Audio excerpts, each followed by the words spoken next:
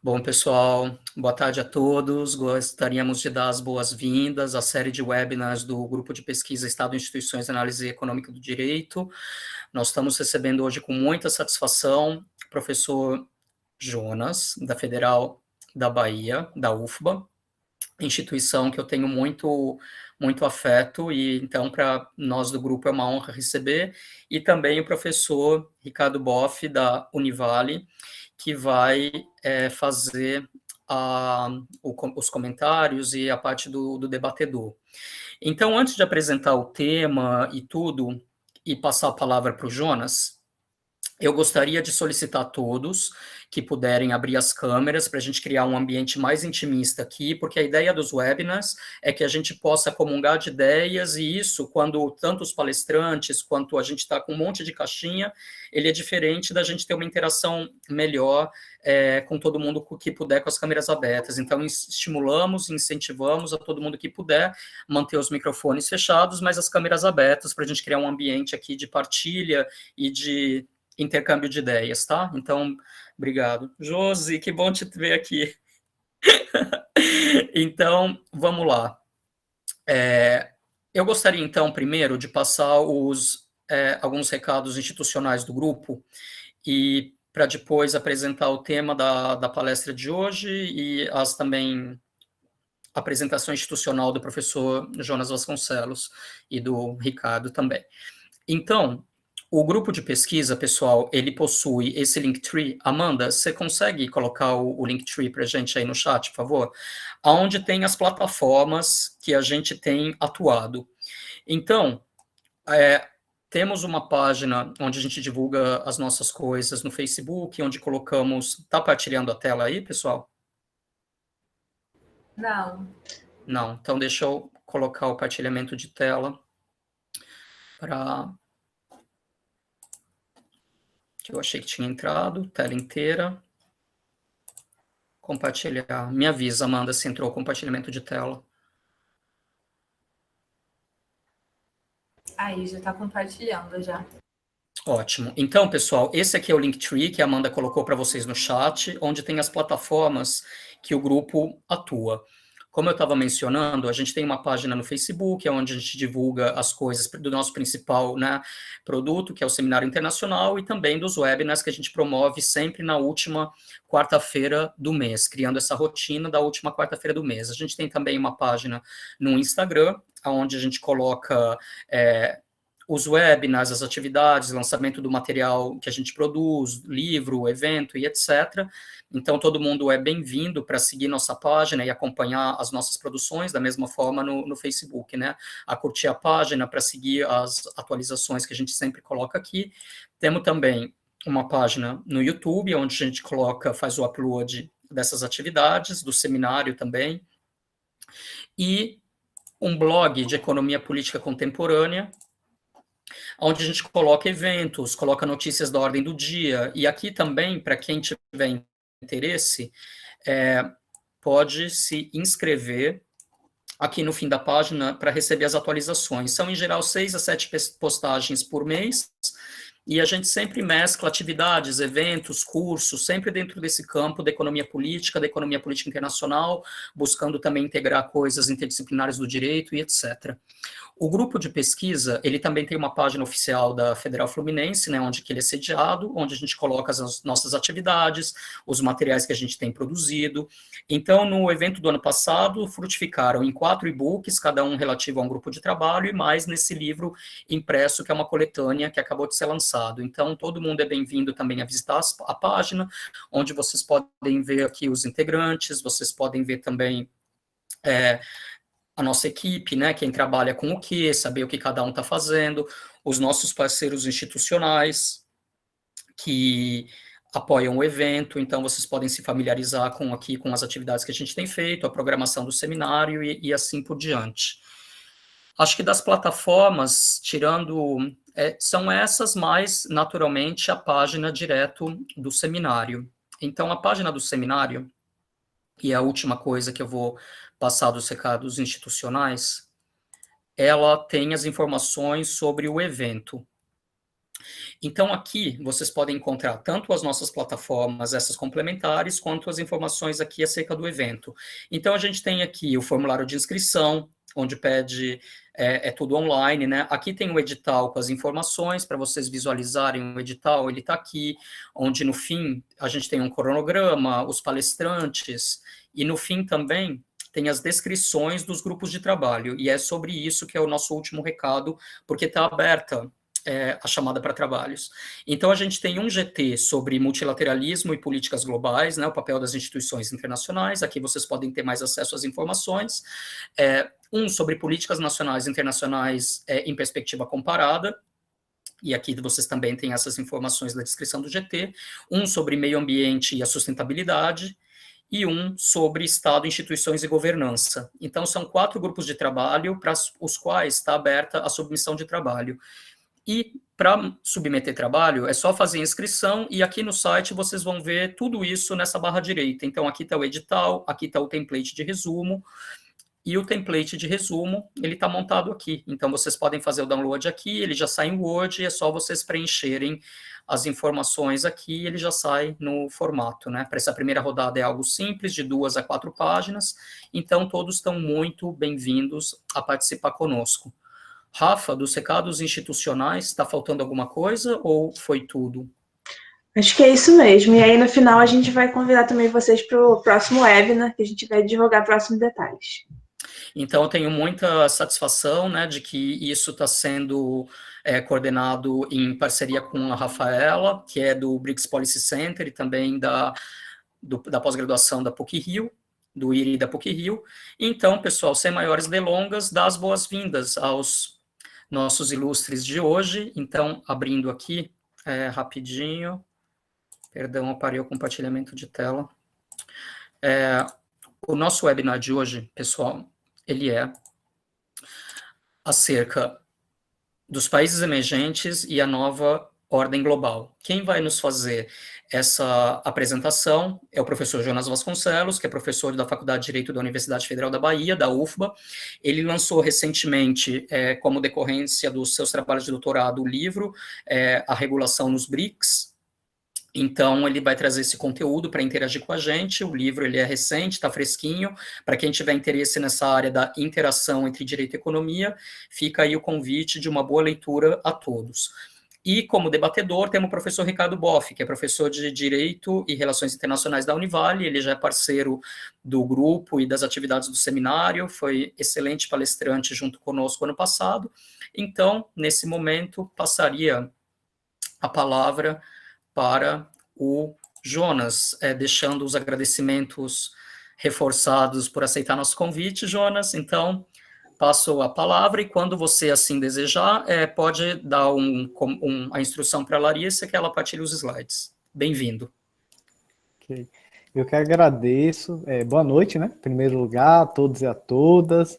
Primeiro, viu, professor Gabriel, já quero parabenizá-lo aí pela proposta do seminário, que ela é excelente, vem bem, né, no momento que a gente precisa para dialogar e essa possibilidade de a gente estar nessa parceria, inclusive nesse seminário que eu acho que tem uma proposta aí bastante rica, enriquecedora para o nosso campo de debate e discussões, e ela vem numa proposta aí bastante, vamos dizer, completa, né, ampla, completa. Acho que isso é uma virtude muito grande. Parabéns aí em seu nome, em seu nome, né, parabéns a todos os organizadores e organizadoras dessa atividade.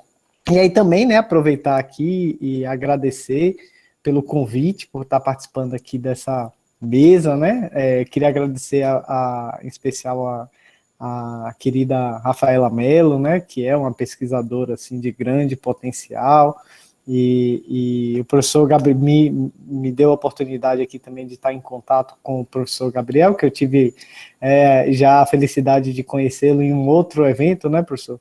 E também aqui está a oportunidade de conhecer o professor Ricardo Boff, que certamente trará muitas contribuições e será uma oportunidade muito boa de estar aqui nesse espaço, dialogando com vocês, um grupo super qualificado, né? Trocar ideias e e reflexões sobre questões que venho pesquisando há algum tempo, né? O professor Gabriel já adiantou, né? Eu lancei um livro recentemente, foi fruto da minha pesquisa de doutorado em Direito Econômico, que eu transito um pouco as reflexões entre Direito Econômico e Relações Internacionais, né? Inclusive, além de ser professor da Faculdade de Direito da UFBA, eu também sou professor do programa de pós-graduação em Relações Internacionais, que é também uma oportunidade de estar dialogando e aprendendo bastante com os colegas nesse campo, que é um campo, sobretudo, interdisciplinar, que até tem algumas vantagens, vamos dizer assim, do que o campo jurídico, que às vezes peca por uma certa, digamos, alguns fechamentos teóricos e metodológicos que acabam impedindo a gente de olhar a realidade de uma forma talvez um pouco mais crítica. Mas aí já é uma questão para além um pouco desse debate, né? Veja só, a Larissa, né, que também viu, aproveitando, saudar a todos e a todas aqui que estão presentes, agradeço muito pela participação, estarem aqui dispostos a ouvir e poder trocar reflexões sobre esses temas. Creio que a Larissa, né, a colega Larissa, que vai me dar uma ajuda aqui nos slides. Muito obrigado, Larissa. Se puder já passar para o segundo, eu já agradeço. Ótimo. Então, veja, para começar aqui, e eu vou pedir a gentileza, tá, só de alguém me dar um aviso, assim, quando estiver faltando uns 5 minutos para o tempo, só para eu não me perder, eu agradeço.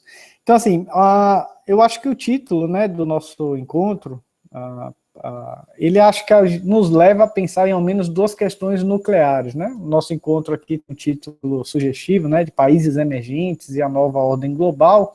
Eu acho que as 2 questões nucleares que a gente pode desdobrar e iniciar uma conversa a partir desse tema, né? A primeira seria, na verdade, a gente tentar entender como é que se caracteriza a ordem global, né? Se a gente está falando aqui de uma nova ordem global, é porque, de alguma forma, a gente pressupõe que havia uma velha ordem, né? Ou seja, se há algo que apresenta de novidade, o que é que ela se diferenciaria das questões anteriores, né? Ou seja, no fundo, a questão que eu acho principal aqui, que nos motive, talvez seja um ponto para a gente traçar um terreno comum, como é que a gente pode caracterizar, né, essa atual ordem global. Porque a segunda questão, ela meio que se desdobra dela, né, na medida que a gente vai tentar, então, enfrentar o que significa, né, esse conceito de emergentes, né, países emergentes, né, quem são esses países emergentes e quais os papéis que eles desempenham para essa ordem global, né? Então, meu objetivo de hoje, de alguma forma, vai tentar trabalhar com vocês algumas hipóteses e reflexões em torno aí dessas 2 questões nucleares, né? Antes de tentar aí dar respostas definitivas, eu quero, na verdade, apresentar alguns elementos para a gente poder pensar e debater essas questões, né? Então, Larissa, por gentileza, puder passar para o próximo slide, agradeço. Então, veja só, existem muitas formas, né, de a gente pensar, caracterizar, analisar, descrever a ordem global, né? Na verdade, caracterizar a ordem global, no fundo, é assumir um ponto de vista dentro de um vasto espectro de teorias e perspectivas que conformam aí o campo das relações internacionais, né? De alguma forma, esse uma consequência, né? Tomar um ponto de partida, tomar um ponto de vista dentro dessas diferentes possibilidades de caracterização, né? Há, por exemplo, quem, de forma assim, bastante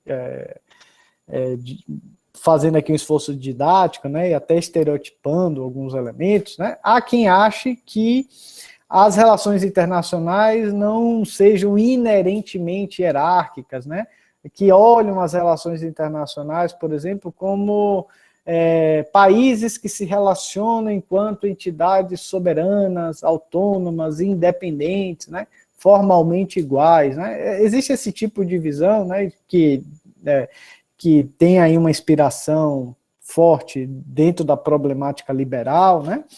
que é também bastante presente, por exemplo, na área do direito, inclusive, né, que no limite, diria eu, assim, está mais preocupado em construir uma narrativa de como deve ser a ordem global do que explicar o seu ser, né? Ou seja, está muito mais voltado para uma análise normativa de como deveria funcionar a relação entre os países, né? Como os países deveriam se relacionar, como é que eles deveriam resolver os seus conflitos e etc., do que explicar o seu real funcionamento, né? Porque são instâncias diferentes, a instância normativa, né, do DVC, e a instância do ser, né, a instância real, a instância de como é que os conflitos, as relações entre os países, povos, culturas, etc., se estabelecem, né.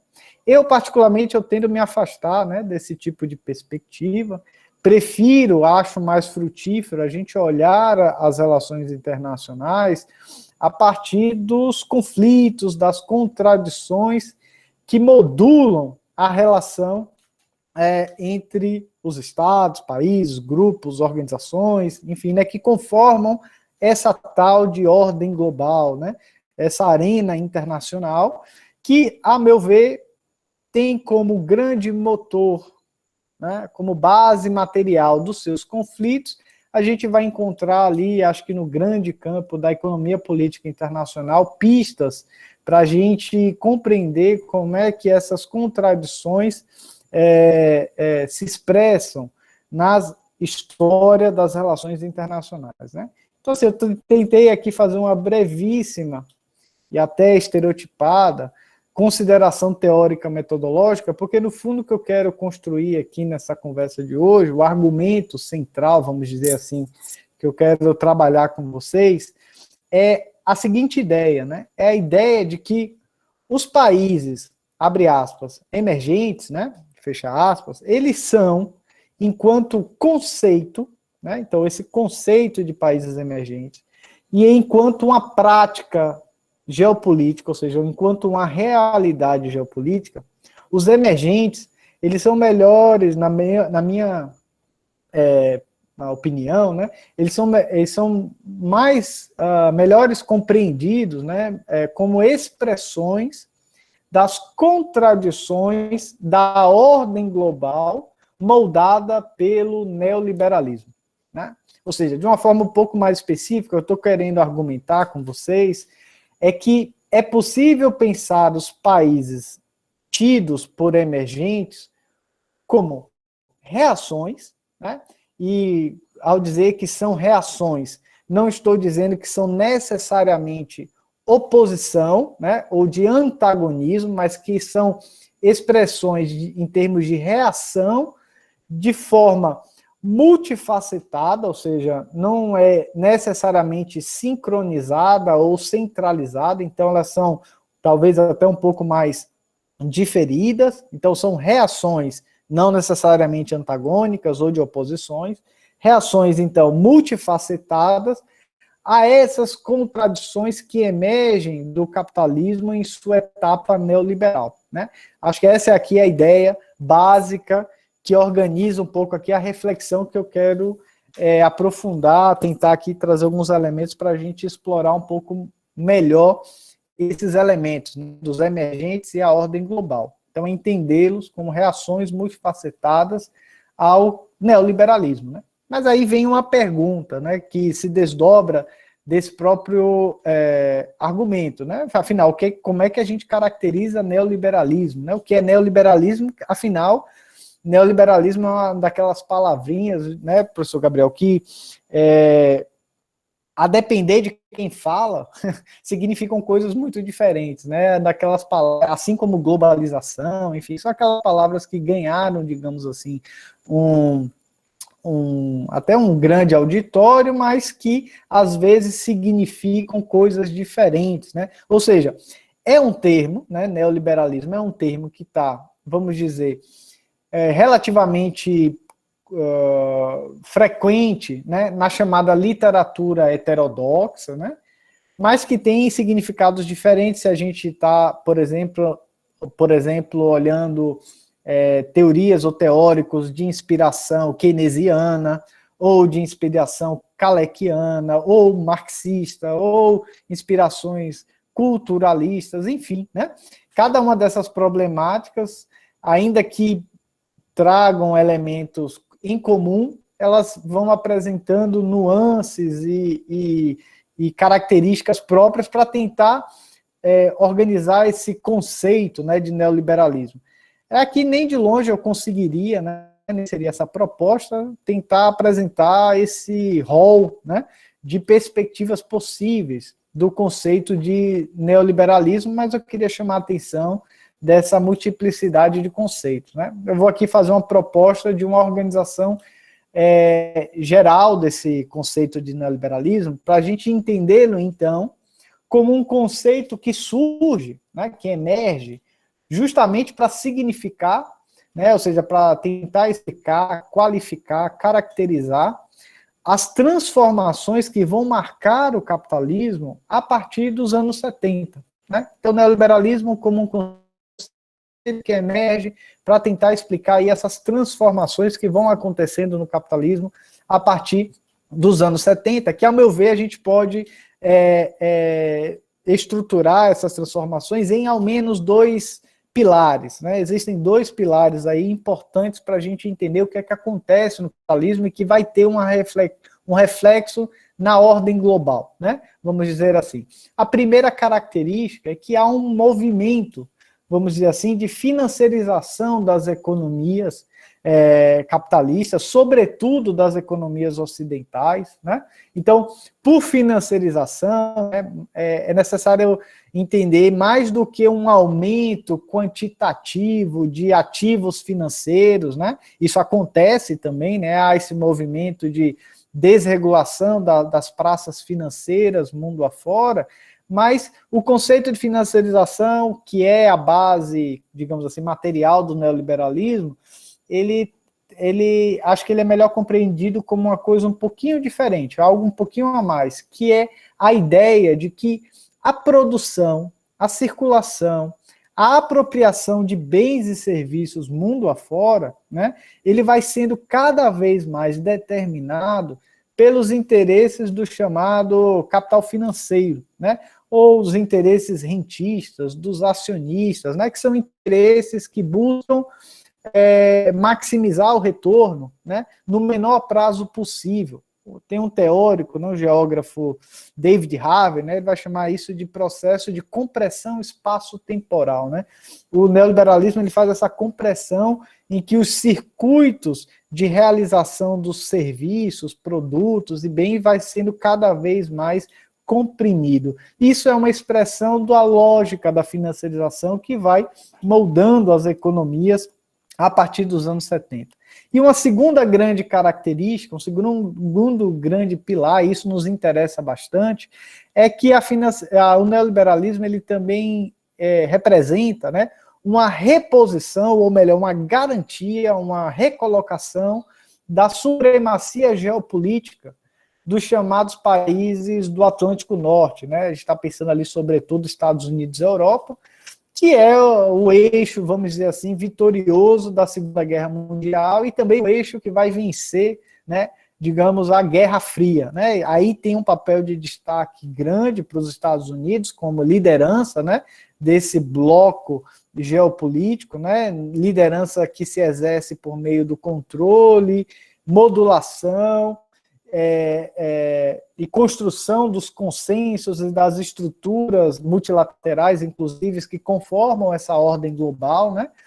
E são estruturas que, de certa forma, atendem ou representam de forma bastante demarcada, em alguns momentos, os interesses estadunidenses, né? Vamos dizer assim, na ordem internacional. A gente pode pensar, por exemplo, nas instituições de Bretton Woods, né, no Banco Mundial, Fundo Monetário Internacional, que foram estruturas multilaterais criadas no pós-Segunda Guerra, que são sediadas em Washington, né, que tiveram um papel muito importante aí nessa transformação da economia política nos anos 70 e 80, na agenda de exportar, sobretudo para os países da periferia, as políticas e valores neoliberais, né, mundo afora, né? Então políticas de desregulamentação financeira, privatizações, etc., que vão então atendendo sobretudo os interesses dos credores internacionais e aí sediados de maneira especial no circuito daquele que o Peter Gowan chamava de regime dólar Wall Street, né? Então vai garantindo a supremacia do dólar e garantindo os circuitos financeiros sediados nos Estados Unidos. Então, veja, o neoliberalismo, com esses pilares, né, financiarização e reposição geopolítica do Atlântico Norte, especialmente dos Estados Unidos, ele se expressa mundo afora por meio de uma agenda de desregulamentação financeira, de abertura das contas de capitais dos países vão sendo constrangidos a retirarem os seus controles sobre as suas próprias moedas, né? De promoção do livre comércio, então há pressões para que os países derrubem suas barreiras alfandegárias, retirem qualquer mecanismo político doméstico de criar alguma agenda de industrialização que geram sobrepreços a produtos importados, uma agenda de privatizações, de promoção de valores individuais ou individualistas, né? O consumidor vai se tornando o arquétipo de ser humano, né? Enfim, coisas aí que a gente conhece bastante, né? E é importante perceber que a intensidade de aplicação dessa agenda, ele variou entre os países, né? Via de regra, quanto mais dependente o país estava do capital e do crédito internacional, né, como em situações de crise, como o Brasil ficou nos anos 80, né, a crise da dívida, enfim, isso tornava o país mais constrangido, né, porque ele estava mais dependente do crédito internacional, ele ficava mais constrangido a aderir a essas políticas neoliberais, né, liberalizantes, para poder acessar os recursos, né? Isso vai gerando, né, mundo afora, alguns efeitos, e eu quero chamar a atenção desses efeitos, né? Quero destacar aqui 3. Primeiro efeito, há um crescimento daquilo que um teórico francês chamado François Chesnais chamava de vulnerabilidade sistêmica, ou seja, os países progressivamente que vão incorporando essa agenda liberalizante, eles vão se encontrando progressivamente mais dependentes dos chamados humores dos mercados financeiros, né? Esses mercados financeiros, que são cada vez mais transnacionalizados, eles vão se tornando um risco sistêmico para os países. Isso vai sendo sentido numa recorrente dinâmica de crises financeiras que vai marcando, né? Os anos 80, anos 90, a gente tem crise mexicana, argentina, brasileira, russa, enfim, né? Países da periferia, que depois vão se tornar os emergentes, são países que passam por essas crises, né? Então há uma vulnerabilidade sistêmica que vai primeiro da periferia para depois no centro. A crise de 2008 revelou-se como a vulnerabilidade sistêmica também atingiu o coração da própria economia motor desse processo, que são os Estados Unidos, né, com a crise de 2008, no Lehman Brothers, enfim. Uma segunda característica importante... Jonas, se você me permite um segundinho, você está no mesmo slide, né? Não era para a Lari ter passado. Não, é desse mesmo, é isso. Essa parte eu acabo finalizando aqui rapidinho. Veja, uma segunda característica importante para chamar a atenção dessa ordem é a de que há uma reposição da hegemonia do dólar, né, nos circuitos comerciais e financeiros internacionais. Isso gera um poder, digamos assim, exorbitante para aquele país que tem como sua moeda doméstica a moeda de curso internacional, que são os Estados Unidos, né? Então, a sua moeda doméstica é também a moeda de curso internacional, então ele tem uma capacidade de organizar a ordem global de uma forma muito diferente do que países que não têm a sua moeda como moeda de curso internacional, né? E isso vai gerando uma nova divisão internacional do trabalho, isso vai conformando uma ordem global, vamos dizer assim, em que cada vez mais a gente percebe uma divisão que que se estabelece da seguinte maneira. De um lado, a gente vai verificando um movimento, vamos dizer assim, de regressão colonial na América Latina e África, países, sobretudo o Brasil, que nos anos 70 tinha conseguido alcançar um grau de industrialização muito grande, vai se tornando cada vez mais um fornecedor de matérias-primas, né, de commodities, de soja, trigo, né, você vai reprimarizando a sua pauta, a sua estrutura econômica, então você há um processo aí que a gente vai se aproximando de um padrão econômico muito mais semelhante ao que a gente era no período colonial do que no modelo industrial, né?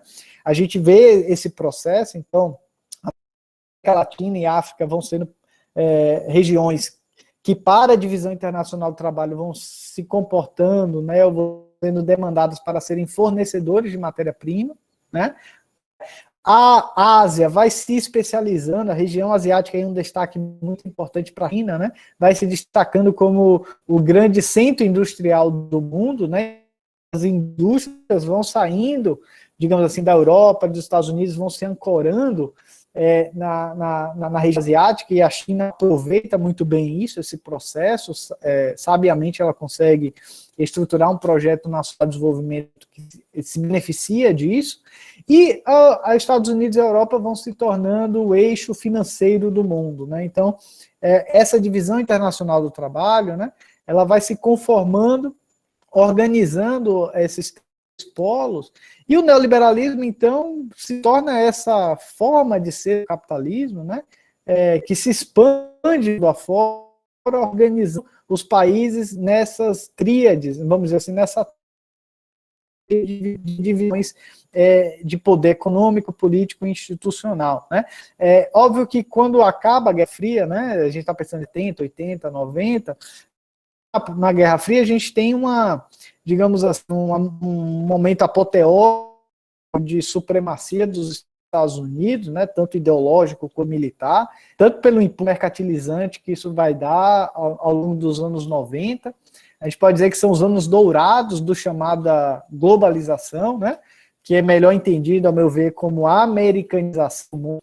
Em um segundo momento, a gente já no início do século XXI, a gente vê uma agudização das contradições dessa ordem unilateral estadunidense que emerge pós-Guerra Fria, né?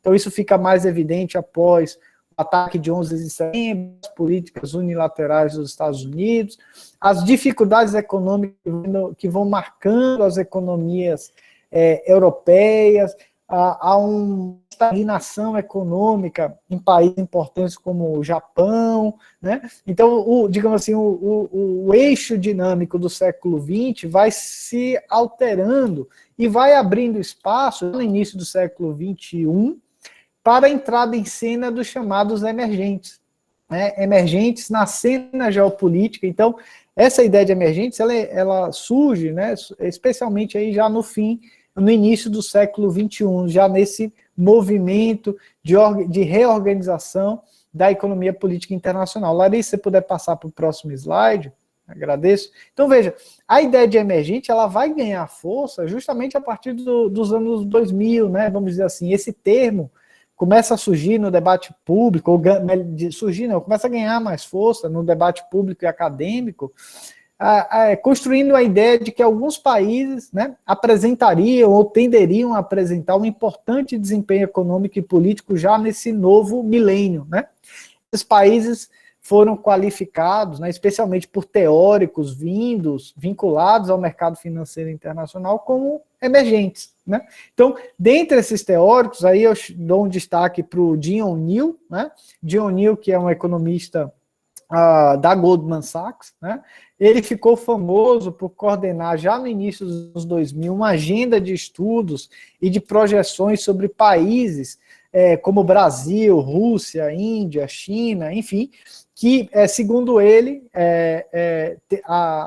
seriam países que estariam em evidência a partir do novo século XXI, apresentariam grandes potenciais econômicos e, por isso, também políticos, né? E foi Dion New, inclusive, que criou, né, o acrônimo BRIC, né, para representar justamente Brasil, Rússia, Índia e China, né? Que era a Goldman Sachs, né, ela tem muito essa dinâmica, ela cria esses acrônimos que são, digamos assim, chamariz, né, para atrair investidores para os seus fundos de investimento, né? Então eles criaram o BRIC, já criaram outro acrônimo chamado TICS, né, que era Taiwan, Índia, China e Coreia do Sul, enfim, né? Então, vejam só, com isso eu estou querendo chamar a atenção de onde emerge o conceito, né, de emergente. Esse conceito de emergente e do seu, digamos assim, irmão gêmeo, que comumente também é utilizado, né, é o conceito de país em desenvolvimento, né? Ou seja, países emergentes e países em desenvolvimento. Veja, eu queria propor aqui algumas reflexões sobre isso, né? Primeiro, a ideia de que essas categorias, elas têm um vínculo aí importante com teóricos ligados ao mercado financeiro, né? E suas agências multilaterais, então, termo comum nos relatórios do FMI, do Banco Mundial, enfim, né? Por detrás, né, desses termos, há também um pressuposto teórico, né, liberal, diga-se de passagem, que é altamente questionável, sobre o próprio funcionamento da economia política internacional e das relações internacionais, né? A ideia um pouco de que o desenvolvimento seria uma espécie de processo linear, uma escada, né, que os países pudessem subir, né, todos, né, dentro dessa narrativa, que de forma bem estereotipada, a explicação usual de que quando um país não consegue subir essa escada do desenvolvimento, né, não consegue emergir, normalmente ela é ancorada, justificativas disso, né, do porquê que não consegue, ela é ancorada em questões internas, né, ou seja, corrupção das elites do país, falta de instituições modernas, enfim, né. Esse tipo de análise, na verdade, ele acaba retirando os vínculos ou fragilizando os vínculos existentes entre a condição de desenvolvido e a condição de não desenvolvido, como se fossem relações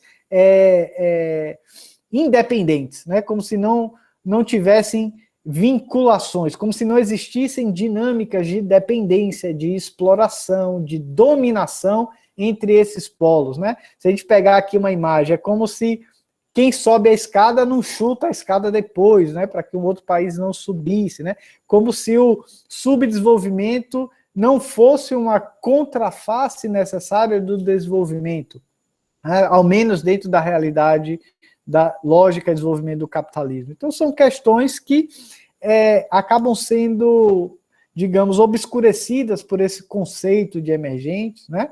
Aqui, obviamente, não se trata de dizer que não tenham elementos internos dos países, né, que explicam algumas de suas deficiências de desenvolvimento e tal, mas penso eu que a categoria emergente ela acaba deixando de lado algumas relações importantes que são iluminadas por outros conceitos, como conceito de subdesenvolvimento, conceitos de centro-periferia, né, até conceitos de imperialismo, etc.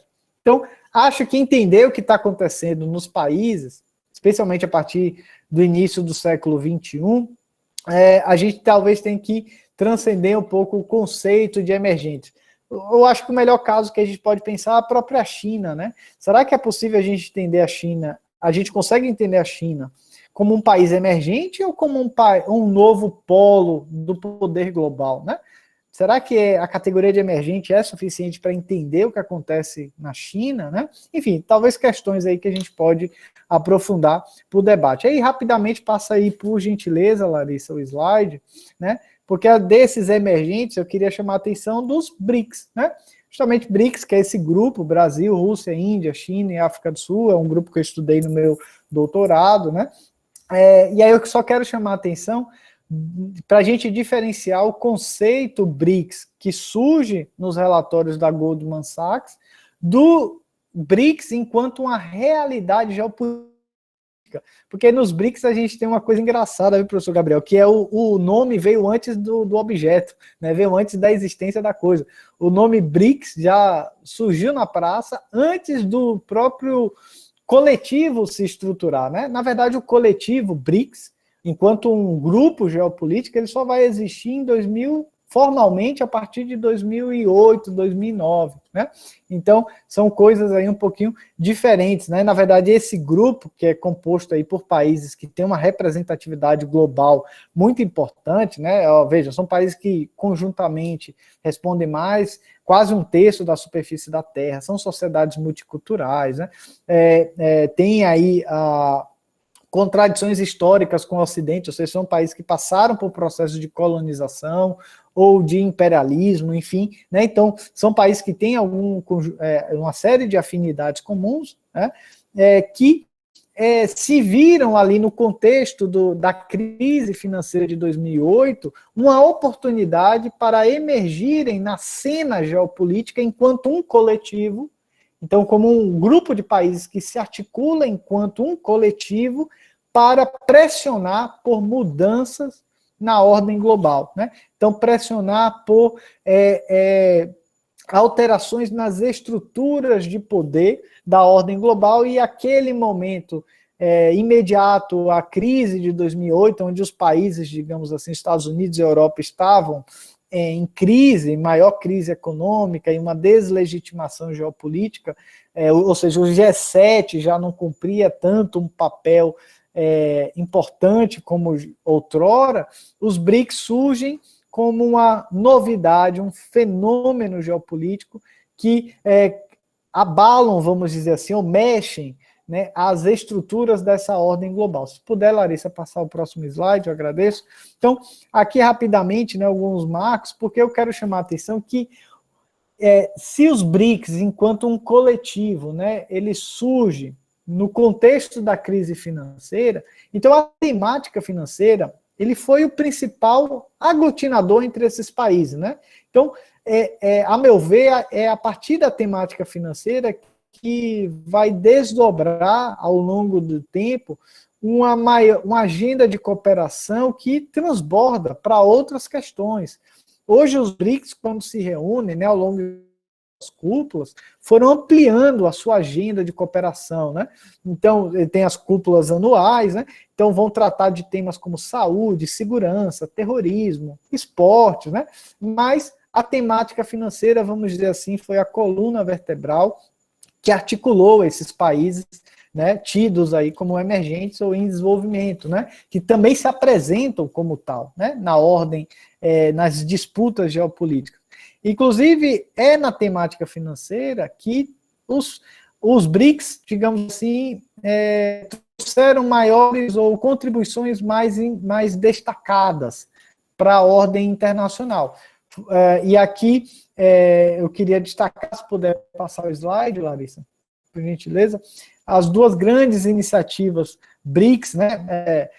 Veja só, antes de eu falar disso, é só importante dizer que a gente poderia olhar os BRICS por vários ângulos, né? Por uma série de temas que o grupo, ao longo desses anos, cerca de 10 anos, né? Mais de 10 anos de existência, eles foram desenvolvendo.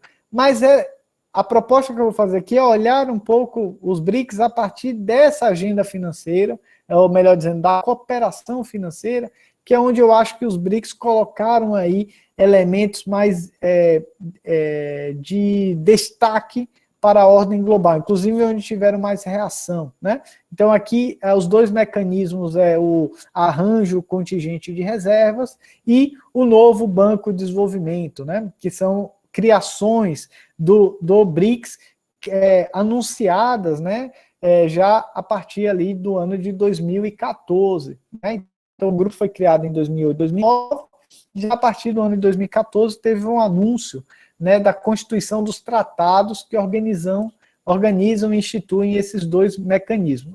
Rapidamente aqui, o arranjo contingente de reservas, ele é um fundo virtual da ordem de 100 bilhões de dólares, né, que consiste em num mecanismo de compromisso, de ajuda mútua entre os países em caso de crise financeira, né? Então, de alguma forma, se os países enfrentarem alguma crise no seu balanço de pagamentos, eles podem acionar as reservas dos outros países, né? Então, com isso, tentando diminuir a dependência desses países ao FMI, que é uma instituição que tem sido historicamente criticada, inclusive pelos próprios BRICS, por não se adequar às necessidades dos países em desenvolvimento e emergentes, né? O Banco de Desenvolvimento dos BRICS, ou o novo Banco de Desenvolvimento, né, que é seu nome oficial, ela já é uma organização internacional, né, digamos assim, uma espécie dos gêneros dos bancos multilaterais de desenvolvimento. Quero aqui destacar que o banco inovou, né, nessa ordem dos bancos multilaterais, já ao estabelecer uma equidade de poder entre os países fundadores, ou seja, não existe sócio majoritário, né, não existe acionista majoritário. Os países BRICS, inclusive, eles estabeleceram uma dinâmica de revezamento na presidência, né? É um banco robusto, que chamou a atenção da comunidade internacional, ou seja, de 100 bilhões de dólares de capital autorizado, já com 10 bilhões de capital integralizado, né? Então, veja, é um banco que tem um potencial, inclusive, de ser maior do que o Banco Mundial, né? E é um banco que também chamou a atenção pelo seu objetivo institucional, um banco voltado para atender às necessidades dos países do sul global, né, os países emergentes em desenvolvimento. Então é um banco supostamente do sul para o sul, né, um banco que se quer verde, ou seja, um banco voltado para o desenvolvimento sustentável, e um banco que se apresenta como um banco técnico e não político, ou seja, um banco que não faria que nem o Banco Mundial é acusado de fazer, de ingerir na soberania dos países, né? Então, veja, essas são as duas iniciativas de peso desses países emergentes, né? Que, vejam, têm um potencial muito grande, né? São iniciativas ousadas, vamos dizer assim, mas que têm também sofrido problemas operacionais importantes, né? Aqui, rapidamente, quero destacar que o arranjo contingente de reserva, ele ainda não foi utilizado, né? E se for utilizado, existem dúvidas operacionais se o mecanismo serviria para atender as demandas do país de forma a evitar que ele ficasse preso às necessidades do Fundo Monetário Internacional, do FMI, né? O Banco de Desenvolvimento dos BRICS, que já tem uma carteira de investimentos muito grande, tem sofrido uma série de problemas operacionais, como ampliar a sua quantidade de membros, o que dificulta a sua acreditação internacional. Ele tem dificuldade de desembolsar recursos, ou seja, os projetos que ele está aprovando parecem não estarem maduros suficientes para serem executados. Enfim, existem alguns problemas que a gente pode depois conversar, né? Mas vejam só, essas iniciativas, é isso que eu quero chamar a atenção, já para indo finalizar, essas iniciativas dos países BRICS, né, do grupo BRICS, elas são, por um lado, importantes porque elas diversificam a cena financeira internacional, que ela é dominada pelas potências tradicionais, então não são feitos desprezíveis, né, elas mexem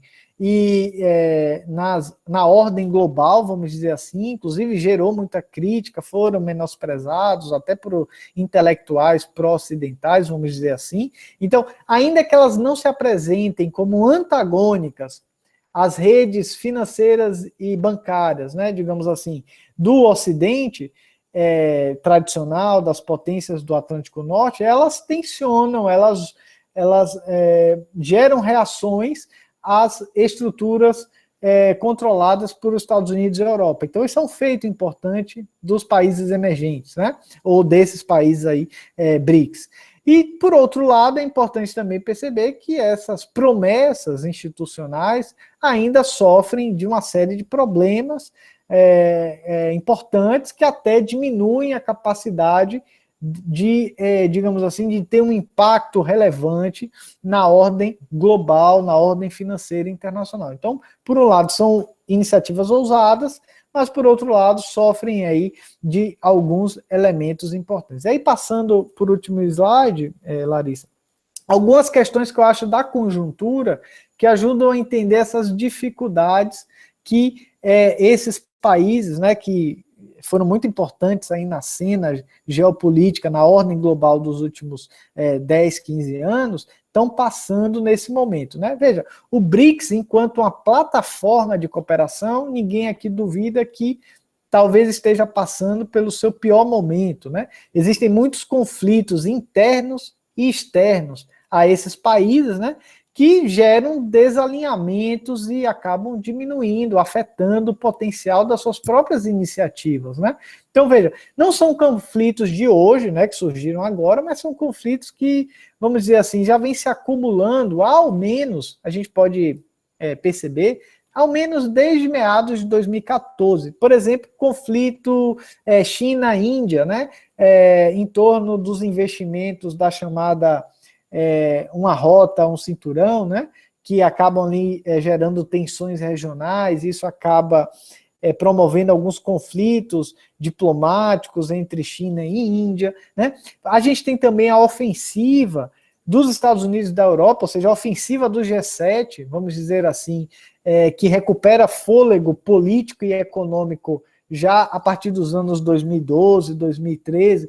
Então, eles fazem uma ofensiva contra países desse grupo, né, especialmente a Rússia, que passa por processos de embargos e etc. Isso também acaba gerando tensões geopolíticas importantes. A gente também tem fenômenos que precisam ser considerados, como ascensão de governos de direita ou de extrema direita, que são alinhados aos Estados Unidos, vamos dizer assim, né, nos países BRICS. Então, caso do Brasil, a gente pode perceber isso de forma mais clara, né, ao menos de Michel Temer, a gente tem um alinhamento progressivo à agenda estadunidense e europeia, que vai deixando o BRICS um pouco meio de molho. Na África do Sul também crises políticas importantes vão acabando gerando as dificuldades do país se articular no grupo, né? A Índia também, um governo, digamos assim, mais à direita e que joga com a China no conflito regional a partir de suas alianças com os Estados Unidos. Ou seja, a conjuntura não tem sido fácil para os países emergentes e, vamos dizer, não tem sido fácil para os países BRICS, né? As tensões externas e internas têm, então, afetado a capacidade desses países de atuarem de uma forma, digamos, coletiva, de uma forma mais profunda e efetiva na ordem global, né? E isso acaba transbordando não só no terreno financeiro, mas até em outras iniciativas que o grupo desenhava, né? Como, por exemplo, iniciativas na área de cooperação de saúde, enfim, né? Coisa que hoje, no contexto da pandemia, nos revelam-se assim, trágicas, né? Para a gente, né? Que a gente poderia estar em outro patamar, né? Então, as parcerias, as relações BRICS estão aí difíceis. E aí, veja, acho que aí mais do que para colocar algumas questões, né, qual o papel que esses países ou outros podem desempenhar na conjuntura, né? É difícil falar, né? Acho que essa é uma questão aí para debate, para reflexão. Eu acho que a gente pode pensar também a questão do nosso papel do Brasil, né? Recentemente, quero destacar aqui o Paulo Nogueira Batista Júnior, né, escreveu um texto na Carta Capital sobre a mania, digamos assim, a nanomania do brasileiro, né, a ideia de que falta a gente pensar uma agenda global, né, pensar as nossas potencialidades do Brasil para o planeta, né, então superar um pouco aquela nossa síndrome de vira-lata, né. Eu acho que essas são questões importantes, porque esses países só sairão da sua condição, digamos assim, subalterna nas relações internacionais se eles superarem, digamos assim, as amarras do neoliberalismo. Acho que a China é um grande exemplo desse processo, né? No seguinte sentido, a China tem, e aí volta aquela minha questão sobre o termo emergente, né? A China, acho que a gente não consegue entender o que se passa hoje na China, a China se tornando, na verdade, um novo polo do poder global, se a gente não entender como a China também se desamarrou das constrições da ordem neoliberal que organizam e prendem as estruturas econômicas e institucionais, políticas, inclusive, dos países em relações hierárquicas, né? Eu acho que aí é um tema importante para a gente refletir, para a gente debater, né? Eu espero aqui ter colocado talvez alguns elementos para a gente conversar, mais do que trazer respostas, para a gente pensar questões. E aí, por último, Larissa, se você puder passar o slide, só para dar uma satisfação, né? Eu publiquei esse livro e muito da base teórica, metodológica, das questões que eu falei aqui com vocês agora, né? Ela está aqui nesse livro. É mais uma questão de explanar, né, para vocês de onde vêm essas referências, porque aqui a gente, às vezes, quando está falando, né, já acaba... pelo esforço da didática, a gente acaba simplificando certos processos que são mais complexos, né? Então, aí nesse sentido, só para chamar a atenção desse material onde parte das questões que eu refleti aqui com vocês hoje, eu desdobro um pouco com mais detalhes e mais fôlego aqui nessa obra. Então, fica aí o convite, né? Agradeço, viu, mais uma vez. Eu acho que eu tomei bastante o tempo, né? Eu não sei se me avisaram aqui, eu não vi o bate-papo, mas agradeço pela atenção e estamos aqui para a gente debater e conversar sobre essas questões aí que são difíceis. Obrigado. Excelente apresentação, professor Jonas. É com muita satisfação que o grupo de pesquisa recebe algo tão oportuno, né? Porque o professor Jonas, ele surpreende pelo talento de conseguir mostrar como esses campos diferentes, né, economia política, direito, relações internacionais, eles conversam e juntos eles conseguem fazer uma análise mais completa dos fenômenos. Então, olha que interessante quantos elementos é possível observar dentro dessa proposta, que também é da economia política internacional, e que o professor Jonas trouxe com uma super maestria aqui. Então, é com muita satisfação também que eu agradeço e passo para os comentários do professor Ricardo Boff. Então, ao final desses comentários, a gente convida todo mundo para tirar uma foto, né, Rafa e Amanda, e daí para deixar registrado. Então, a gente vai fazer essa parte e logo após a foto, nós vamos abrir o espaço para debates. Então, vão se preparando aí para esse momento. Ricardo, a palavra está contigo, seja muito bem-vindo. Muito obrigado, professor Gabriel. Parabenizar, agradecer o convite mais uma vez, né? Cumprimentar todo mundo que está aqui na sala. Uma satisfação estar aí com os amigos do Rio de Janeiro, Minas Gerais e outros lugares, e parabenizar o professor Jonas pela fala com cara de relações internacionais, como ele falou, né? Vai transitando por várias disciplinas e é bem complexa, e inclusive é um desafio você comentar uma fala tão complexa em pouco tempo, né? Mas eu, aqui ouvindo, eu vou fazer um comentário em 2 linhas, rapidamente, que depois o professor Jonas pode comentar o meu comentário, né? Não exatamente uma pergunta, mas uma espécie de provocação, e os demais também. A primeira é pensar um pouco os BRICS individualmente, não os BRICS enquanto instituição, né? Mas pensar os 5. O professor usou o símbolo ali do Chutando a Escada, né? O livro do sul-coreano, que eu nunca consigo gravar o nome, né? Inclusive nas Olimpíadas. E eu gosto também da ideia da insubordinação fundadora, que é um livro do professor Marcelo Gulo, um professor argentino, que vai na mesma linha. A ideia de Rajo Chang, né? A pronúncia é difícil, né? Vai na mesma linha, professor Marcelo Gulo, que a ideia da insubordinação fundadora é o seguinte: todos os países do mundo, diz o professor Gulo, eles têm alguma capacidade de insubordinar-se, ou seja, de construir um limiar de poder a partir das suas capacidades e de melhorar a sua posição nessas relações internacionais que são hierárquicas. Isso vale para o Uruguai, que é um país pequeno, é um país aí, um algodão entre cristais, né? Entre Brasil e Argentina. Vale para a Argentina, que é uma potência média um pouco para baixo, e vale para o Brasil, que é uma potência média caminhando para o alto, né?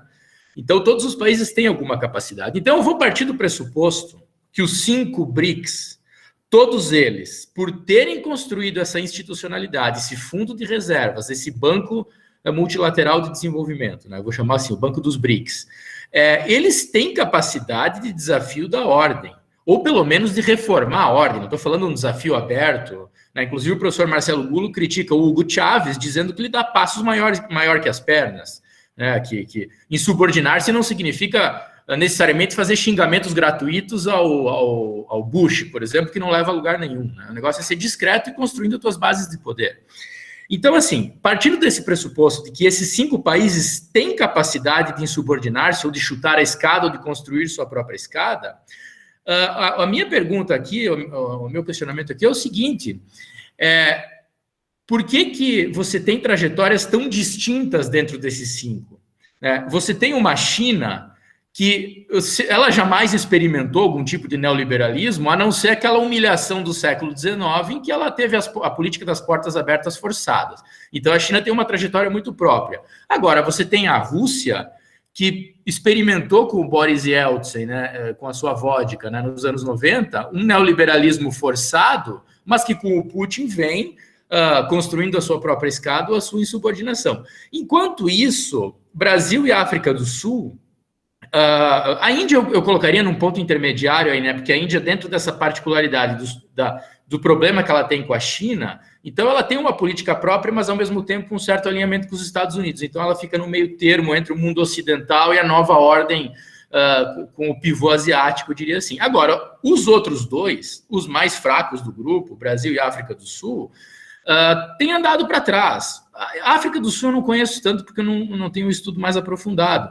Mas eu diria que o Brasil teve um ensaio de superação de algum tipo de neoliberalismo na época dos governos do PT, Lula e Dilma, especialmente Lula. Eu gosto da expressão do professor Isaías Moraes, aí de Minas Gerais, professor Jonas, não sei se você conhece ele, em que ele fala, não é dele a expressão, mas eu vi numa palestra que é um desenvolvimentismo truncado, em que o Brasil, por exemplo, por um lado, ele trazia um BNDES como um propulsor das suas empresas, voltava a colocar o Estado como um protagonista, mas de outro ele mantinha taxas de juros lá em cima, um tripé econômico que herdou da era FHC e não mudou, e uma taxa de câmbio supervalorizada que ia matando a nossa indústria e reprimarizando o país. Então, de um lado ele buscava superar e de outro ele mantinha, né?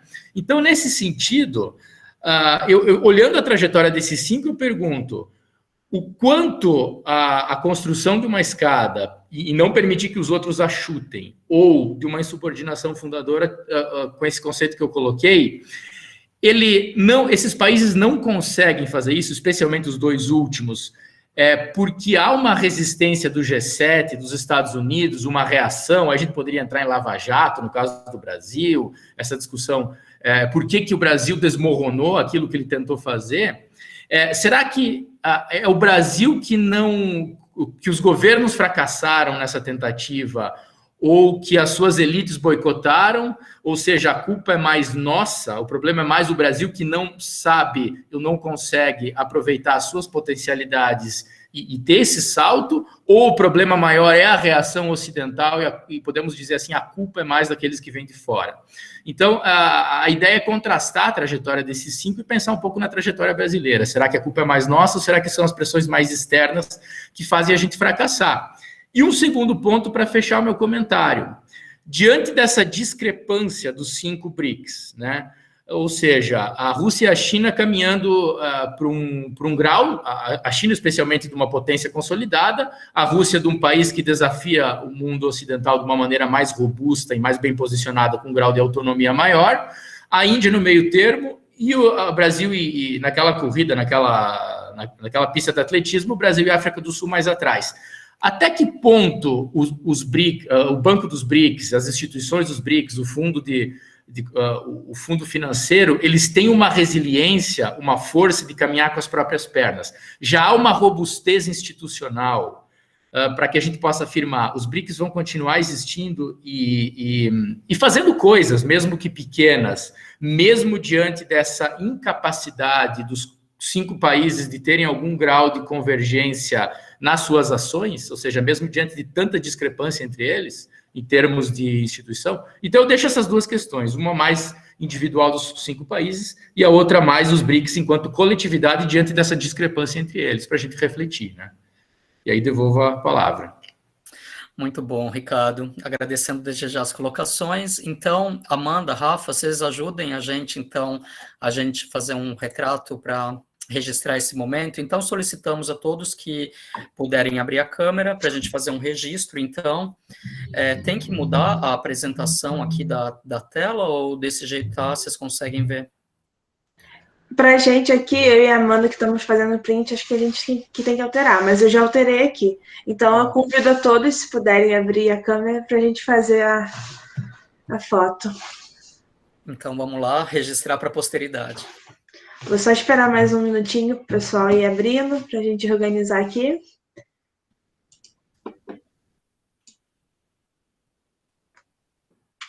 Bom, eu acho que então a gente vou tirar algumas fotos e aí a gente vê qual ficou melhor. Amanda, se puder tirar também, que a gente vai ver depois. Então, eu vou tirar uma, hein? 1, 2, 3 e...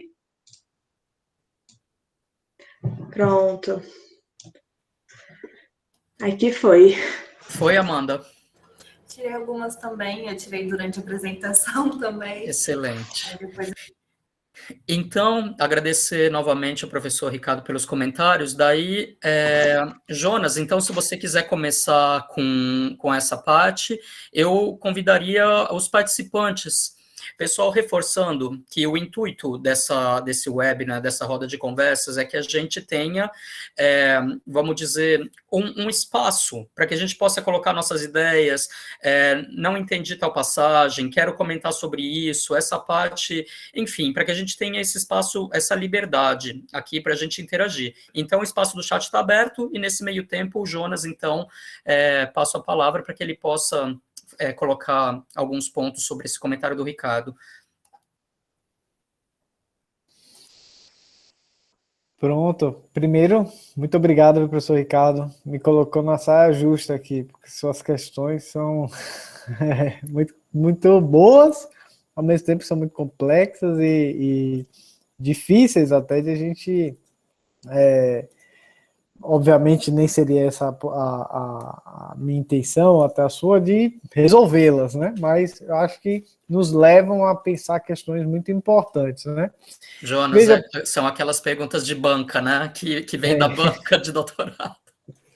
Não, são excelentes, né? Questões... O bom na verdade, o bom desses webinars, né? Desses seminários, é muito mais esse momento em que colocam a gente para pensar, né, refletir, dar umas provocadas do que o momento da apresentação, né? Acho que essa é a riqueza desses espaços. Eu agradeço, viu, professor Ricardo, por ter me colocado nessa situação. Gostei muito das provocações e das questões. Veja, eu acho que desse primeiro ponto, né, que o professor comentou sobre pensar os BRICS individualmente, né, suas trajetórias individuais, né, como é que eles, como é que a gente explica as discrepâncias, né, internas, né, entre esses países que a gente coloca num grupo, mas que tem ali forças, trajetórias, composições completamente diferentes, né. Eu acho, tentando talvez, eu não conseguiria falar de todos, mas acho que talvez um aí que eu consiga fazer um contraste um pouco melhor entre o Brasil e a China, por exemplo, né? Acho que são, talvez até nos interesse bastante, né? E aí a partir dele a gente pensar outros. Porque veja, como nos anos 70, né, o Brasil era um país praticamente um país que tinha completado, digamos assim, a sua segunda revolução industrial, vamos dizer assim, né? Tinha completado um processo iniciado ali nos anos 30, né, que conseguiu, dizendo aí nos termos do Celso Furtado, né, talvez internalizar alguns centros decisórios, especialmente a partir de uma agenda de industrialização, ainda que muito aquém do projeto furtadiano, né? Longe disso, tem nada a ver com o projeto furtadiano, mas, digamos assim, o Brasil mal se industrializou ou completou alguns processos industriais, né, de composição da sua matriz energética, né, composição de polos petroquímicos, enfim. A gente passou aí dos anos 30 até os anos 70 um processo importante que poucos países do mundo no mesmo período tiveram, né, de fazer essa transição, ainda que incompleta, de uma economia agrária, né? Saímos da República do Café com Leite para nos tornar, nos anos 70, um dos países mais industrializados no mundo. A tal ponto que os chineses vinham ao Brasil nos anos 70, quem conta isso é o Luiz Gonzaga Beluso, né, professor da Unicamp. Ele conta que nos anos 70 ele recebia, né, a Unicamp recebia chineses ao Brasil para poder conhecer como é que o Brasil estava se industrializando, né? O que tinha dado certo nos projetos brasileiros de industrialização, porque a China, que até então era um país muito mais pobre do que o Brasil, com contradições regionais também muito grandes e necessitando de uma agenda, digamos assim, de modernização e industrialização para garantir o seu processo político que tinha se iniciado ali com a sua revolução já a partir dos anos 49, né, que é o marco dos processos, digamos assim, de emancipação nacional da China, que tinha passado por um século, né, o chamado século da humilhação, né, 100 anos de um histórico de forte colonização, inclusive territorial, né, das potências estrangeiras, como a Inglaterra, enfim, né. Então, 49 é um marco de um processo não só de uma revolução que se diz comunista, mas uma revolução que se diz nacional, né, para garantir a soberania nacional. E nos anos 70 a China passa ali por após, né, vamos dizer, já de um certo momento de transição que o país estava passando no contexto da Revolução Cultural. Você tem ali a construção de um novo consenso dentro da China, que era de desenvolver, industrializar o país, que vai dar base na agenda que hoje a gente conhece como agenda de reforma e abertura econômica da China, que vai caracterizar o que eles chamam hoje de socialismo com características chinesas, né? Ou socialismo com mercado. Enfim, isso aí é a trajetória chinesa.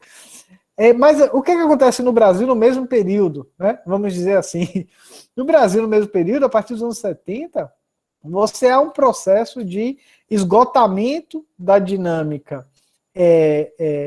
do processo de endividamento do período da ditadura militar, né, o segundo PND do Geisel, que vai, digamos assim, jogar a dívida pública para frente, se endividar a economia, a tal ponto para poder garantir aquilo que o Delfim Neto, à época, né, chamava de crescimento de marcha forçada, enfim. Isso vai se revelar uma armadilha para o Brasil, com os processos que vão acontecer nos Estados Unidos, sobretudo, que é as reformas financeiras que vão acontecer nos Estados Unidos e a política de juros norte-americana, que vai praticamente quebrar a capacidade de financiamento do Estado brasileiro, e o Brasil vai se ver nos anos 80 quebrado do ponto de vista fiscal financeiro. Isso vai gerando dificuldades grandes, a tal ponto que vai deixar o Brasil numa situação de uma armadilha que o torna dependente do capital internacional e vai abrindo espaço para que as elites locais brasileiras, digamos assim, comprassem a agenda neoliberal de desenvolvimento, né?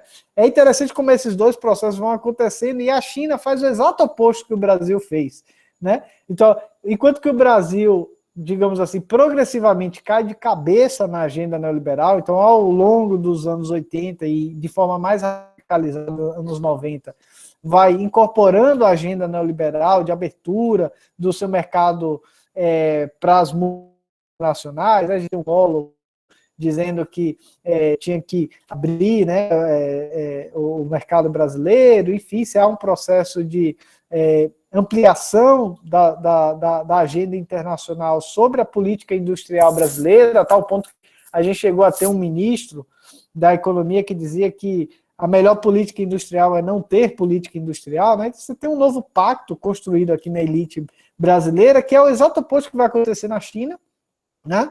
Então, a China, ela, de alguma forma, ela foi a B, enquanto que o Brasil foi prejudicado pelos processos de financiarização, e aí tem elementos internos, sim, né? Das elites brasileiras, digamos assim, de que não enfrentaram, vamos dizer assim, os poderes, os interesses internacionais, mas buscaram se adaptar a eles, né? Então, enquanto que na China, você claramente há uma política nacional que busca se beneficiar dos processos de financiarização das economias ocidentais sem financiarizar a sua economia, né? Até o ponto que, enquanto que no Brasil vai relaxar seus controles sobre o câmbio, né, sobre sua conta de capitais, a China vai fazer o exato oposto, vai controlar sua moeda, vai fazer uma política mercantilista, né, de atração das empresas estrangeiras, vai regular fortemente como se produz, a remessa de lucros, etc. Então, você há uma agenda ali de industrialização. A ponto que quando a gente chega nos anos 2000, a gente tinha um país que era industrial, Brasil, industrializado, se regride do ponto de vista da sua matriz econômica, e a China, que era um país agrário até então, ou com a indústria ainda muito incipiente, vai se tornar a manufatura do mundo, né? Então, a gente tem aqui nos anos 2000, o Brasil se colocando no papel de emergente, não porque, ou melhor dizendo, o mercado financeiro qualificando o Brasil como emergente, não porque o Brasil estava num processo de industrialização, mas por causa da grande valorização do setor agroexportador brasileiro, né? Enquanto que na China, o seu processo, digamos assim, de desenvolvimento econômico, e até coloca ela em outro patamar do que a gente se vê hoje, né? Já ali nos anos 2000, ela vai chamar a atenção da comunidade econômica financeira internacional, pela sua diversificação econômica, né? Então, quando a gente pensa essas trajetórias, é inevitável pensar que existem elementos que são externos, obviamente, que são conflitos, tanto a China enfrenta conflitos externos até hoje, inclusive enfrentou de forma revolucionária, vamos dizer assim, né? Teve que romper as relações internacionais, teve que construir uma correlação de forças internas a tal ponto para poder romper com as amarras, digamos assim, das potências ocidentais sobre o seu território, sobre a sua economia, etc. Isso marca a trajetória de desenvolvimento chinesa. E no Brasil a gente tem uma outra trajetória, uma trajetória onde não há um movimento de ruptura das elites locais ou das classes dominantes locais com os interesses estrangeiros, né? Muito pelo contrário, houve aí movimentos de adaptação e de se tornar um sócio minoritário. Acho que essa é uma questão para a gente pensar nesse sentido, onde eu consigo levantar aí alguns elementos que o professor Ricardo chamou, né, de pensar essas questões internas e externas. Eu acho que elas estão juntas, né? Elas estão lá também. Tem elementos externos e tem elementos internos que conformam aí as trajetórias desse país, e olhar os BRICS individualmente é interessante, né, para a gente refletir sobre as escolhas desses países, as suas trajetórias e os resultados delas, né, onde eles vão se colocando ao longo do tempo, né, e até também para a gente pensar um pouco na nossa tragédia nacional, em algum aspecto. Pensar para transformá-la, né, não pensar para ficar lamuriado, mas pensar para a gente entender os seus mecanismos de reprodução, os mecanismos de reprodução do subdesenvolvimento, que são elementos internos e externos, né, e aí para a gente romper com esses mecanismos, acho que é o desafio da geração, né, da nossa época, continua sendo romper com as amarras, com as estruturas do subdesenvolvimento, e para isso existem questões internas da correlação, digamos assim, da dinâmica das classes internas do Brasil, mas também da sua posição na cena internacional e como isso influi aqui na nossa dinâmica de sociedade. Esse é um primeiro elemento. O segundo, que acho, desculpa, alguém está com o microfone, quer falar? Acho que eu falei demais. Jonas, excelente resposta. Eu vou te passar para a segunda colocação. Só ia dizer o seguinte: a gente costuma manter um teto aqui de acabarmos a atividade do webinar umas 7h30. Então, assim que você terminar, pontualmente esse segundo colocação, eu queria passar só para colocações breves aqui que a gente teve no chat, para a gente já ir direcionando para as considerações finais, e a gente quer dar um recadinho institucional também no fim, Jonas. Mas, olha, excelente resposta até aqui, hein? Tipo, já tá a resposta de banca de tese mesmo. Perfeito, não, ótimo. Então, você vai fazer as perguntas ou eu já continuo aqui? Você estava mencionando de um segundo ponto, você quer concluir com isso para a gente passar para outra etapa? Para concluir, eu acho que o professor Ricardo levantou a questão importante, né, até ele mencionou Lava Jato e tal, coisa do tipo. Eu acho que esse é um elemento importante, que a gente pode desdobrar para uma questão maior. Veja, a emergência, vamos dizer assim, dos BRICS na cena geopolítica internacional, ela gera reações na ordem global. Seria muito ingênuo, acredito eu, pensar, por exemplo, que o Brasil, ao ter uma articulação mais estreita com países como China e Rússia, que são países historicamente e até declaradamente em alguns documentos, e tal, como países, digamos, considerados pelos Estados Unidos como ameaças ou potenciais ameaças à sua segurança nacional, né? Então, os Estados Unidos se preocupa profundamente, né? Suas agências de inteligência, sua política externa, ela é voltada, né? Ela é preocupada com os processos russos e chineses, né? Então, seria uma certa ingenuidade a gente achar que o Brasil, ao se articular, ao ter uma relação um pouco mais próxima com esses países, ao criar instituições e conjuntos, ao ter uma agenda de cooperação, etc., a gente não sofreria reações, digamos assim, do império, né? Seria muita ingenuidade achar isso, né? É achar que a dinâmica das relações internacionais não funciona também na base do conflito, da guerra. Então, a guerra, não necessariamente, ela se manifesta sob várias formas, não só sob a forma do conflito armado num determinado território. Isso é uma forma da guerra, do conflito geopolítico, né? Mas a geopolítica, ela também se expressa enquanto conflito em outras formas de guerra. Então tem autores, né, que estão trazendo vários elementos importantes para a gente pensar.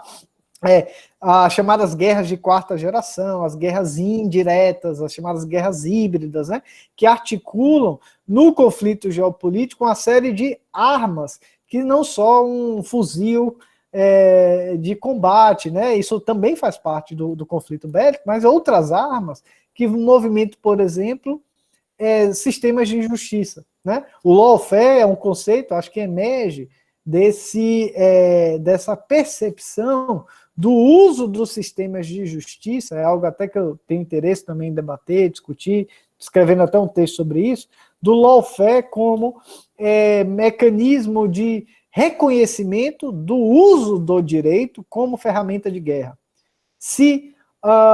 E aqui, para quem não conhece um pouco a história do conceito, na verdade o termo lawfare, ele é primeiro popularizado por um coronel das Forças Armadas americanas, que ele vai reconhecer como o direito está sendo usado para atacar os Estados Unidos. Veja só, é o general Charles Dunlap Jr., né, ele escreve um texto seminal que ele vai dizer, olha, temos que nos atentar por um problema chamado lawfare, que é o uso do direito como arma de guerra contra os Estados Unidos.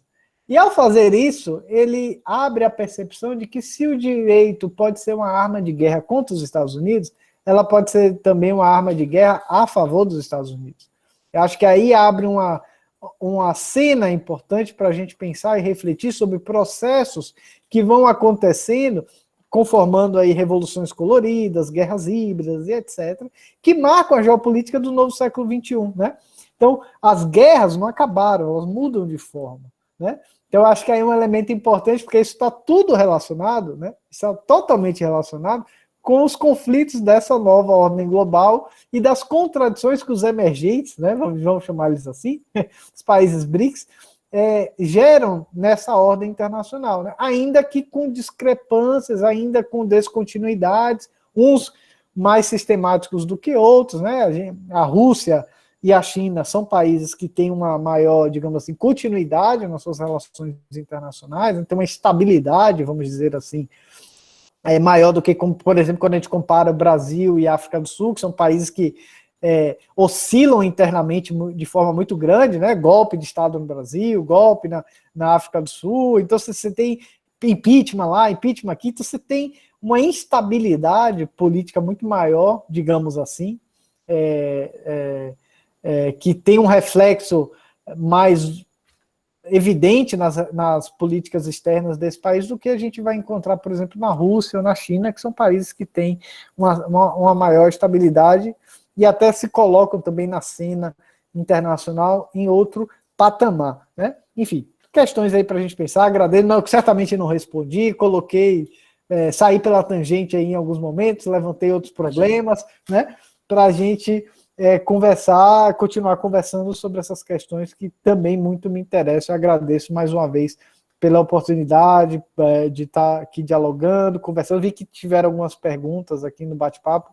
Eu acho que não vai dar tempo de nem consegui lê-las ainda, só vi que tinha, mas se der tempo, eu falo, se não, eu escrevo, vou pegar essas perguntas e respondo por e-mail, como forma aí de agradecimento pela atenção das pessoas que se dedicaram aqui também a formular perguntas e questões para esse nosso debate.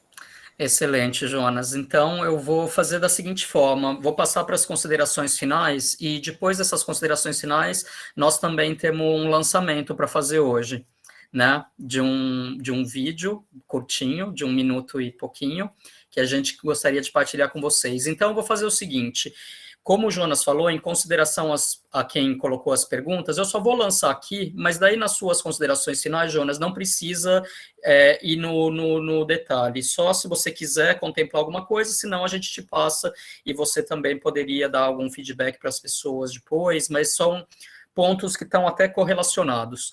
Então, a Mariana da Unesp, ela colocou o seguinte, que pensando sobre essa trajetória do BRICS, como que o governo atual e a política externa do Brasil de reproduzir o que foi feito pelo governo Trump, né, como uma réplica ao que estava sendo conduzido pelo Trump, afetou o lugar do Brasil no BRICS. Então, se isso ofuscou, como que isso...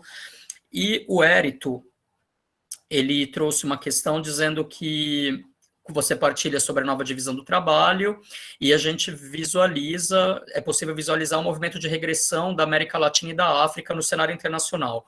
O Brasil, ele entra como um grande produtor de commodities e matéria-prima, e a Ásia como um grande centro industrial do mundo, com especial destaque para a China.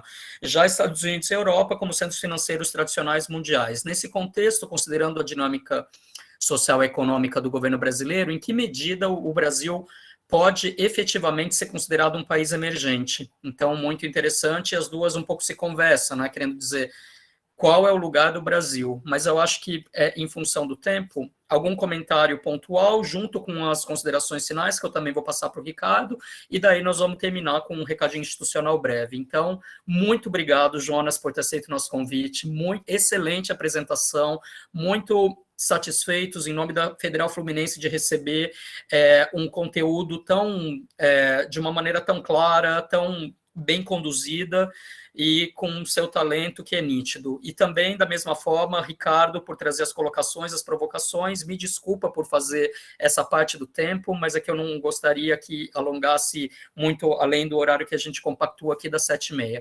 Então, considerações finais para Jonas, com os meus agradecimentos. Ricardo, muito obrigado também, e daí nós vamos passar para o recadinho institucional. Passo a palavra ao Jonas. Ótimo, então, rapidinho aqui, comentando as duas questões, né? Veja, eu acho que, sim, certamente, não há dúvidas de que a retórica anti-China de Bolsonaro, ela afetou muito as relações intra-BRICS. Ele é um dos fatores, né, que acabam prejudicando, digamos assim, um alinhamento entre os países. Há certamente uma desconfiança entre eles, isso prejudica o potencial da plataforma. E a plataforma tem, sim, potenciais, né, que podem ser aproveitados. A gente não pode esquecer, por exemplo, que o nosso maior contato com o mundo asiático, do ponto de vista digamos, da política externa, o BRICS é uma plataforma privilegiada, né? Se o século XIX foi o século europeu, vamos dizer assim, né? O século XX foi o século estadunidense, tudo tende a dizer que o século XXI vai ser um século asiático, né? Sinocêntrico. Então a gente está nos BRICS, é uma potencialidade. Então, como toda potencialidade, ela só vai revelar-se se a gente também souber usufruir dela, né? Então a gente saber extrair o que essa plataforma pode nos interessar. E aí joga a questão sobre a segunda pergunta, né? Como é que a gente pode romper com essa situação de insubordinação brasileira, né? Que acho que tem a ver também com a questão de se somos um país emergente, né? Eu acho que é melhor a gente pensar o Brasil não a partir dessa categoria de emergente, que ela diz pouco da gente, ela diz pouco das nossas questões. Eu sou muito mais próximo de outras categorias, como teoria do subdesenvolvimento, eu acho que nos ajudam a entender um pouco mais sobre esses problemas que o Brasil passa, né? Então, suas estruturas, etc. Então, acho que aí talvez a gente tenha uma chave melhor para compreender esses elementos e como é que a gente pode romper com essas amarras que tanto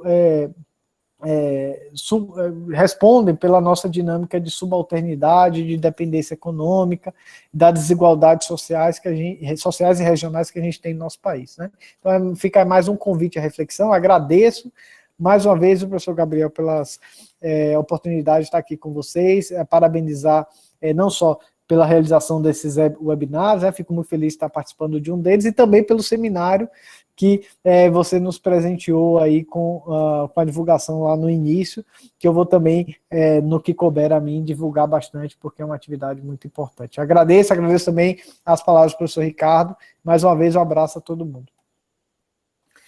Muito bom, passo as palavras para o Ricardo, então. Eu, brevissimamente, agradecer as respostas do professor Jonas. Eu acho que eu abri muito, né? Acabei atropelando sem querer as perguntas que foram muito boas, mas deu tempo de contemplar um pouco. Então, uma noite muito rica de reflexão. Fico à disposição aqui em Santa Catarina, na Univale, quem quiser me escrever para futuros atividades aí, e mantendo essa parceria com o professor Gabriel e com todos vocês. Grande abraço e toca o barco aí.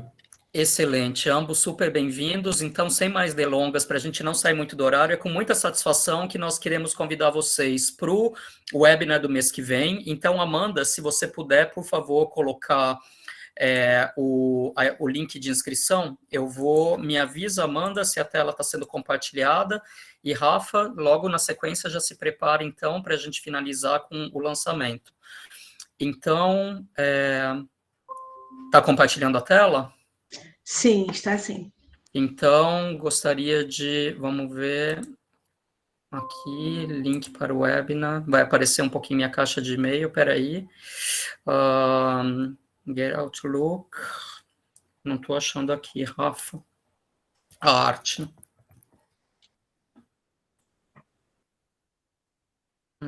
Aqui. Essa imagem, isso. Pessoal, então, no dia 25 de agosto, nós vamos falar sobre China e a sua inserção no multilateralismo contemporâneo, onde nós vamos ter a professora Valéria Ribeiro, que é professora de Relações Internacionais da UFABC, e como debatedor vamos ter o professor Bruno Rendler, ele é professor de Relações Internacionais da Federal de Santa Maria. Então, isso vai ser na última quarta-feira do mês de agosto, dia 25 de agosto, às 18, estão todos super convidados, a Amanda colocou já o link de inscrição, são todos bem-vindos a se inscreverem e participarem conosco dessa atividade do mês que vem. Então, Rafa, eu vou parar de compartilhar, e daí, então, estamos prontos para o lançamento de hoje, que é uma coisa de 1 minuto, e que gostaríamos de brindar e partilhar com vocês, agradecendo desde já o Yuri Saviolo, que nos brindou com a arte disso, que nós vamos partilhar com vocês agora, que é o lançamento oficial do seminário, né, que está com o edital aberto, cujo tema desse ano é os desafios contemporâneos e o futuro do multilateralismo, cenários e perspectivas no âmbito da governança global. Então, esse é o tema do seminário desse ano. Rafa, estamos prontos. Tá, vocês me avisam se vocês estão visualizando, só vou adicionar aqui. Vocês estão vendo? Agora está começando a partilhar a tela. Pode sim, Rafa.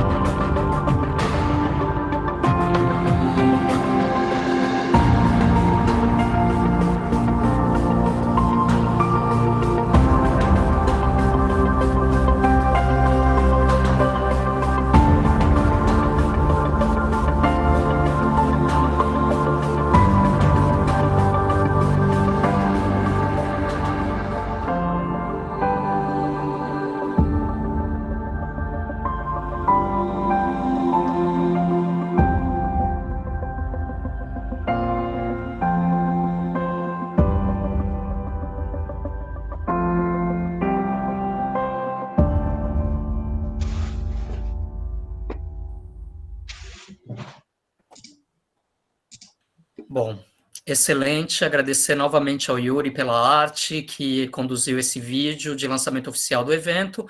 Convidamos a todos, está com as inscrições abertas, vocês têm as informações do site. Amanda, como despedida, coloca o site do seminário, por favor, estão abertas as chamadas para trabalho. Gostaria de agradecer, então, novamente, professor Ricardo, que veio como debatedor. Professor Jonas, eu também quero, partilhando a tela 1 minuto, colocar aqui o livro dele, Agenda Regulatória dos BRICS, né?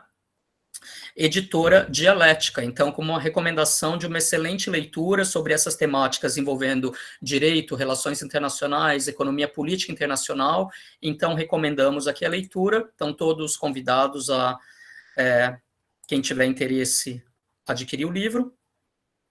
E, novamente, convidá-los para acompanharem as atividades do grupo nas mídias e nas redes. Muito obrigado por tudo. Amanda, se quiser colocar o Linktree, porque daí tem todas as plataformas. Josi, muito obrigado por estar acompanhando a gente de longe. A Josi, acho que está em outro continente. Ela foi também pesquisadora do programa de pós-graduação em Sociologia e Direito, que é um dos organizadores do evento. E agradecer a todos vocês, pessoal, pela participação hoje conosco, sobretudo ao Jonas, que dispôs do seu tempo, do seu conhecimento, para, de uma forma muito clara, mostrar para a gente como a interdisciplinaridade ela faz com que a gente consiga observar os eventos, os fenômenos, de uma maneira mais rica, com mais detalhamento e com mais, vamos dizer, propriedade. Então, Jonas, muito obrigado por essa parceria, ficamos em contato, agradecendo a todos, pessoal. Até mês que vem, a gente se vê no debate sobre China, no dia 28 de agosto. Então, obrigado por tudo, pessoal, um abraço. Tchau, Jonas, valeu.